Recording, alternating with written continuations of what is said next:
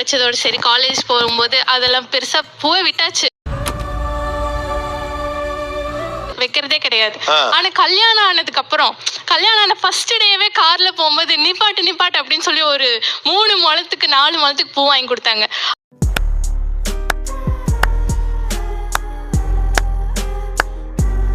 அது வைக்கும் போது அப்படி ஒரு ஹாப்பினஸ். ஆகா, உனக்கு பாரு பாயிண்ட் மேல பாயிண்ட் கிடைக்குது.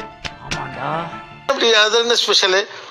அது என்னன்னு தெரியல. ஆனா இவங்க கையில இருந்து இவங்க வாங்கி கொடுக்கிற பூவுக்கு மட்டும் அந்த ஒரு ஸ்பெஷாலிட்டி இருக்கு. அதெல்லாம் ஒரு தொழில் ரகசியம் ஐயாச்சாமி. அது நான் அப்படியே அந்த பழைய அந்த காஞ்சு போன பூவெல்லாம் எடுத்து அப்படியே, எனக்கு வருத்தம்ப்பா, எனக்கு ரொம்ப வருத்தம். இத்தனை நாள் என் கூட பழகிட்டு இப்படி பண்றீங்க, காஞ்சு போயிருக்குமே. காஞ்சிருச்சு. நான் வேணும்னே சன் ட்ரை பண்ணி வச்சிருக்கேன். ஏன்னா அது வெட்டாயிருச்சுன்னா ஒரு மாதிரி நச நசன் ஆயிடும். அதனால டேய் என்ன இல விடாது, நல்ல விஷயம் தான்டா இது.